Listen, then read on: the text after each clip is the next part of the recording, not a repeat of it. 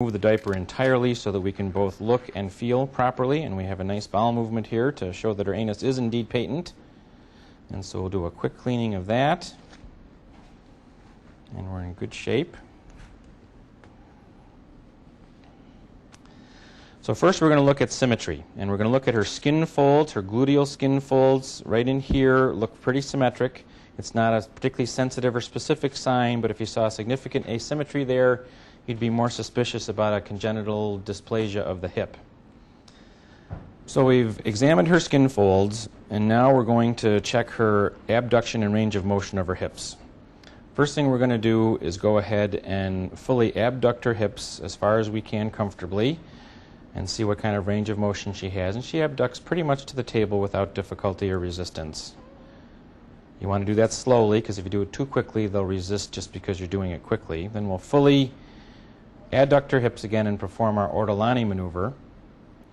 That consists of, with your fingers on the greater trochanter and your hands controlling both legs, fully abducting, feeling for an acetabulum and head of the femur kind of coming together and clunking or clicking back into joint.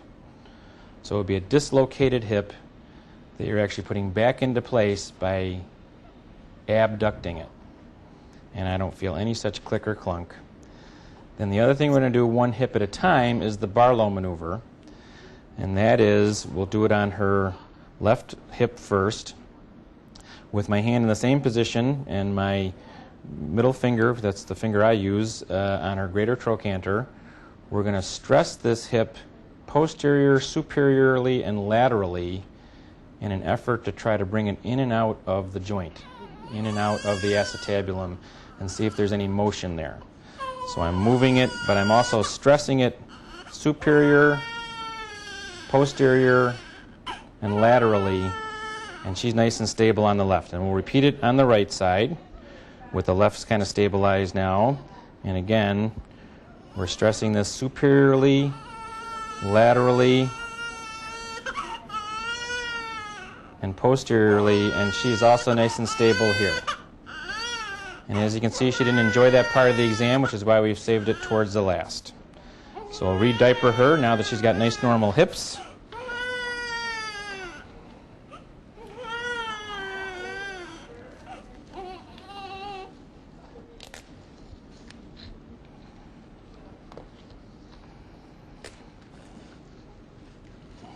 And we'll move on to her head.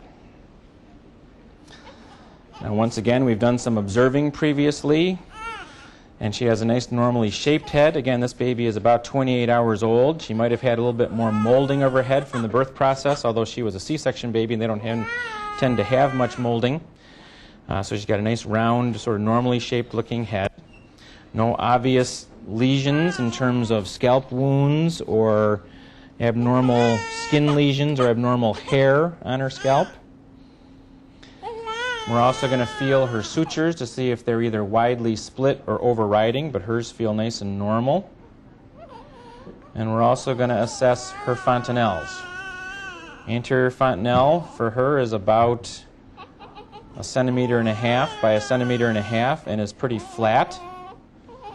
And her posterior fontanelle back here by the occiput is closed. Some infants will have an open posterior fontanelle at this age at birth, but most do not. So her head appears normal. We're going to look at her eyes now. And again, frequently, particularly if you've gotten them a little upset, they're not going to be opening their eyes very comfortably or easily. And so sometimes you need to shade their eyes a little bit so the light's not quite so bright in their eyes, and sometimes that'll stimulate them to open them a little bit, which she does nicely. We're looking at the present time for some conjugate gaze, which she mostly has, but they sometimes will have some esotropia or exotropia that is normal at this age, not an uncommon circumstance. You can see she's interested in looking around when the bright light's not shining in her face. Sometimes another way to get them to open their eyes if they're being a little bit less than cooperative is just to tip them up a little bit, which she's not liking at all, so we're not going to continue to do that. And so what we're looking for in the sclera here is any kind of discoloration like icterus or any hemorrhage or any other kind of redness from inflammation. And so we do have to kind of open this and look at the palpebral conjunctiva as well. And on both sides things look nice and normal. We're also doing our best to assess her pupil, which as we open each eye does constrict very briskly. And so a pupillary response to light is nice and normal. Another important step for us in the eye exam at this age is to generate a red reflex with the ophthalmoscope. We're looking for a normal red to orange color. And typically we would do this again more in the dark, but because of the cameras here, I think we'll just do our best in the light. And we'll try and shade her eye a little bit. Usually we're going to keep it on about 0 diopters and in a distance about 10 inches or so. Should be able to get you your red reflex. And I'm seeing it just fine on the right. And we'll come around and do the left side as well, because your retinal abnormalities can be unilateral, so we want to make sure we check both eyes. So we're going to shade you again here, my friend. You want to look this way, though, don't you? That's better. And we're going to also, again, try about 10 inches or so. If we can get her to open her eye. There you go.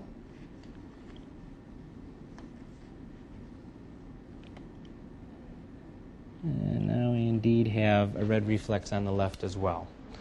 So her red reflexes are nice and normal on both sides also. I did not see any evidence of cataract, although again with the bright lights and sort of constricted pupils, I could certainly miss a small one under those circumstances. Next we're going to move on to our ear exam. And once again, our first step is observation. And so we're going to look for any kind of abnormal position. Usually we want the top of the auricle to be at least even with the outer canthal fold. And hers are nice and normally positioned on both sides, right and left. So no abnormal position. We're also looking for any kind of pits or tags that might indicate internal structural problems or hearing difficulties. Those are also associated with kidney abnormalities frequently, and she has no abnormal structures on the outside. So from an external perspective, everything looks nice and normal. And now we'll do an otoscopic exam, which is a little less extensive in a newborn because frequently their external auditory canal is filled with vernix and you can't see the ear, the tympanic membrane very well anyway. But we're going to do our best and see if it's at least patent. Newborn ear canals tend to angle a little bit from the inside upward, and so actually, unlike for adults where you might pull the ear a little bit posterior and superior, for infants you're usually better off pulling the ear a little bit straight down. And again, we're going to carefully, first we're going to turn on our otoscope, we're going to carefully pull this down, and without being too aggressive, look to see if we can see tympanic membrane, which we can. Does not have a whole lot of vernix in our auditory canal. Light reflex in this age group is usually not nearly as much of a triangular cone of light. It's more of a diffuse light reflex in this age group. And that's what hers demonstrates here. No abnormal masses or structures either in the external auditory canal or her tympanic membrane. And I can see all the way to this one as well, so we're lucky today. And typically, we don't get much satisfaction out of pneumatic otoscopy in this age group because their drums don't move very well at this point anyway. Next, we're going to focus on the nose. Again, we're going to look at structure to see if there's any abnormalities or deformities in terms of like a flattened nasal bridge. Hers is quite normal looking, or deviated septum that you can see from the outside. We're also going to try to demonstrate that she can move air through her nares by occluding one at a time. And she is able to move air, although she's not too pleased about it. And now we'll occlude the right side. And she's able to move air through the left as well. So she's got patent nares. If you were suspicious of that, you would want to pass a feeding tube to see if indeed there was some choanal atresia, but she looks good there. Next, we're going to focus on her mouth, and once again, external observation. We're going to take a look at her philtrum and her vermilion border to make sure they're not abnormal in appearance. She has a normal philtrum, the two little lines that kind of come down from the nose there. The absence of the philtrum might be indicative of fetal alcohol syndrome, or a thin vermilion border might also be associated with that. We can also see those with other chromosomal abnormalities. And we're also going to go ahead and take a tongue blade and take a little look inside.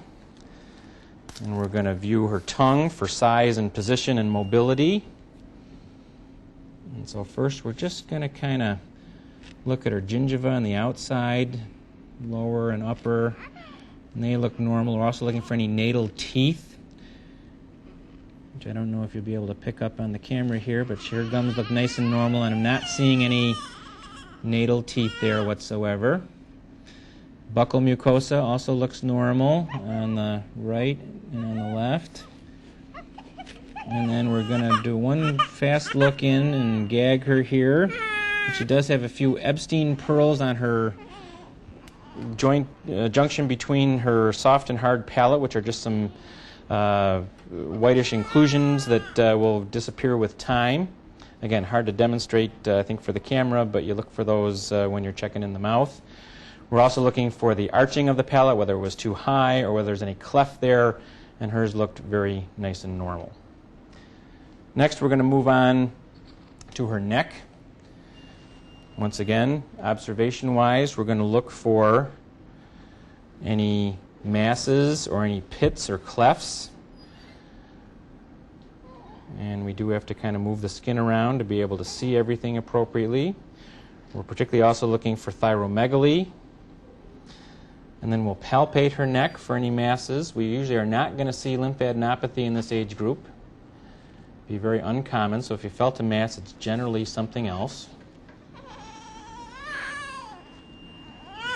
And then last but not least, we're also going to palpate her clavicles to make sure there's no fracture, that we can feel an ununited clavicle or feel any crepitus.